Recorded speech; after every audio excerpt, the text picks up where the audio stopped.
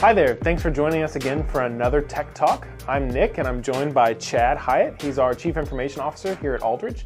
And today we're going to be talking about disaster recovery and business continuity. So Chad, explain to me and to all those watching the difference between backup, disaster recovery, and business continuity. I'm going to add one additional phrase to backup, and I'm going to say backup and recovery on that. Disaster recovery being different than backup and recovery. Backup is normally creating a copy of a data as of a point in time with the hopes that you're going to be able to restore it at a later point.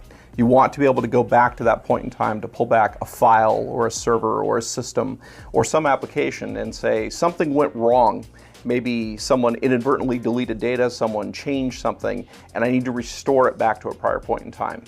Disaster recovery is usually when something unforeseen happens within the business. Maybe there's a fire, maybe there's environmental damage, maybe there's theft.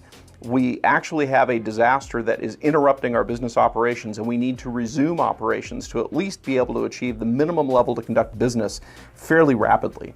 The last bit that you mentioned was continuity. Continuity is really about building in the resiliency in the network infrastructure and the business infrastructure so that it can continue operating even if one piece of equipment were to fail or a group of pieces of equipment were to fail or a critical application were to fail.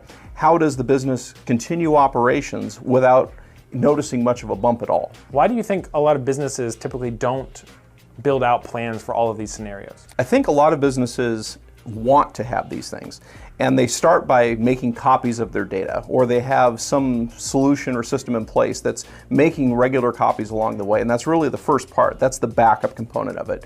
It's not that businesses don't want to plan for all the other pieces, it's that people often plan for the day that they're in or the week that they're in or the month that they're in, and it's not until something actually critical happens that they really start recognizing we've got a vulnerability on this. A lot of people don't think about continuity and disaster recovery until a bad situation occurs. So it really behooves them to make sure that they're working with a partner or provider that is thinking about the long-term strategy about how we're going to recover and ensure that the business is able to operate. How would Aldridge help a client determine this and figure this out and plan out this disaster and backup plan? So we usually look at it by inventorying the environment. We look at the applications that are present, we look at the files that are present, we look at the communication systems that are in use.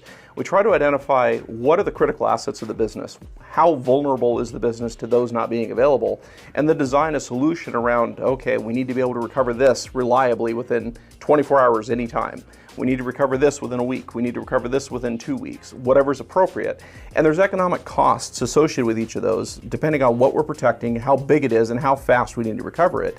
So that then leads into the conversation about, well, let's figure out what the right mix of economy is to balance to what the business perceives its own risk is.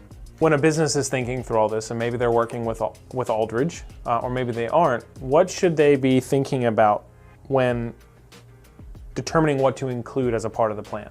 Anytime you've got information that is important to your ability to deliver the services and products that you sell to your customers, the things that generate revenue for you, you definitely want to be thinking about including that. And that could be everything from correspondence to your critical transaction processing to inventory management to all those other pieces behind the scenes, even the accounting system, very important to it. You also want to be thinking about anything that you have a regulatory or compliance mandate to protect. You have retention requirements in certain industries. You have reporting requirements in certain industries. How do you archive that information and ensure that you could reasonably produce it with reasonable measures at a reasonable cost? This all sounds great, but how do you know that it's working?